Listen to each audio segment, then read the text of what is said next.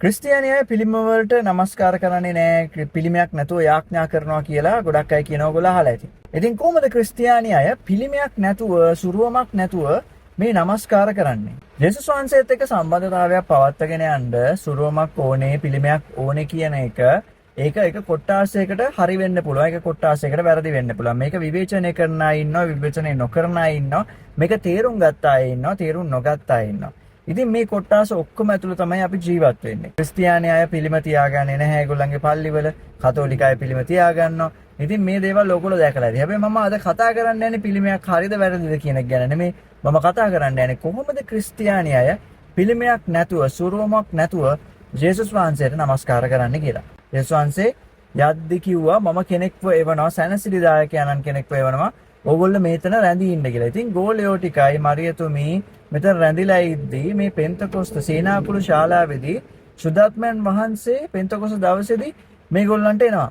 එතනින් ආවෙන් පස්සේ ඒගොල්ලෝ ලෝකේ පුරා ගිහිල්ලා ජේසුස් වහන්සේ උගන්වපු දේවල්, ජේසුස් වහන්සේගේ මාර්ගය ඒගොල්ලෝ කියලා දෙනවා. ගැලවීමට එන මාර්ගය කියලා දෙනවා මේ ගෝලිය අපොස්තුලරු. ඉතින් ඊට පස්සේ ජේසුස් වහන්සේව පිළිගන්න ඕන කෙනෙක්. මේක බයිබලයේ සඳහන් වෙනවා. ජේසුස් වහන්සේ තමුන්ගේ ස්වාමින් වහන්සේ කියලා.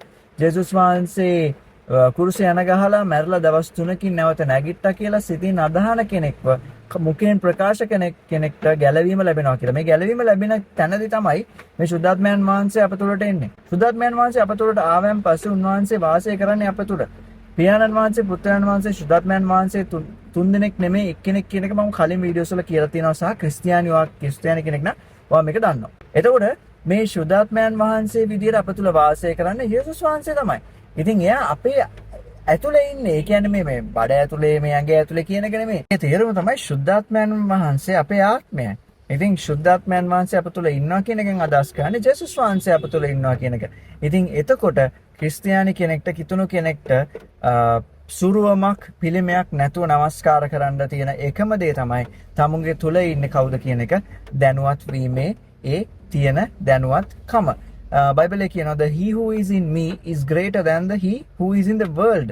ඒ කියන එකෙන් අදහස් කරන්නේ මගේ තුල ඉන්න තනන් වහන්සේ බලවත් එළී ඉන්න කෙනාට වැඩිය කියලා. ඒතකොට මගේ තුල ඉන්න තනන් වහන්සේ කවුද කියන එක දන්න තාක්කල් තමුන්ට පිළිමයක්, සුරුවමක් අවශ්‍ය වෙන්නේ නැහැ. තමුන්ගේ ඇදහිල්ල වර්ධනය කරගන්න, තමුන්ගේ නමස්කාරය කරන්න, තමුන්ගේ ප්‍රශංසාව කරන්න. ඉතින් ඔන්න ඔහොම තමයි ක්‍රිස්තියානි අය පිළිමයක්, සුරුවමක් නැතුව උන්වහන්සේට නමස්කාර කරන්නේ. පියාණන් වහන්සේට යාඥා කරන්නේ පුත්‍රයන් වහන්සේගේ නාමයෙන්, සුද්ධාත්මයන් වහන්සේත් එක්ක.